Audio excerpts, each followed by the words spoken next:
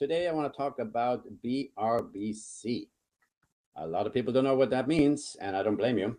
So about a year and a half, 2 years ago, there was a National Association of Realtors lawsuit about commissions, and a lot of things have changed since then, right? But for buyers, this is very important to know because if you want to look at a property, you would have to sign a buyer BRBC form, a buyer broker compensation form first. This is a law, and let me just share this my screen with you. This is the new law, and that came out in, let me see.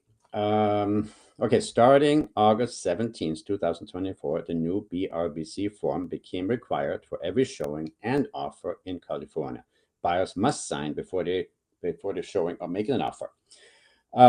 This is important because a lot of people don't know about it, and I'll show you right here. About 70% of the buyers are not aware of the lawsuit or its implications. So what does that mean to the buyer? And so I always say, don't kill the messenger, right? Because I've had this happen, actually. A buyer called me up and said, wanted to see a property. And I said, Mrs. Buyer, that's great. I'd love to show you the property. It is available. However, prior to viewing any properties in California, you need to sign a form that states that in case the seller doesn't pay the commission, my commission, then you would pay it.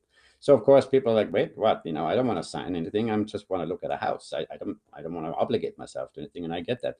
But the law is the law. I could lose my license if I don't follow that. If I show you a property without the BRBC in place. Now, here's the thing. If I represent you as a buyer, I will do everything in my power to negotiate from this that the seller pays my fee, right? And there's a very good chance that that will happen, about an 80% chance that that will happen. Here's why. I talked to brokers over the past 6 months and just find out, what they're listing, what their sellers paid. And basically they said they went to traditional routes. So the sellers are going to traditional route of paying 5 or 6%. If it's 5%, 2.5 goes to the seller agent, 2.5 goes to the buyer agent, and with 6% is 3 and 3. And one of the reasons is that the property will just sit longer, and the buyer agent has no incentive to show your property as a seller, right? So if you're a seller and you have somebody calling, this happened to us too. I have a listing right now in Brentwood, and actually this is a perfect example. My seller, and I love it dearly, decided not to offer the 2.5. So we have people come in, look at the open house, come in at the open house, and pulled me aside and said, I'm going to make an offer, expect an offer to come in. By the way, I'm expecting 2.5 BAC, buyer agent compensation. I said, I'm sorry, my seller does not offer that, offers less. I said, okay, goodbye. We lost 2 offers that way. We're still on the market, right? Then I have sometimes agents call me and said, hey, is your property still available? Yes, it is. By the way, what does your seller offer? And the buyer's agent compensation, I tell them what it is. And if it's less than 2.5, what they expect, I said, thank you, goodbye, we're not interested.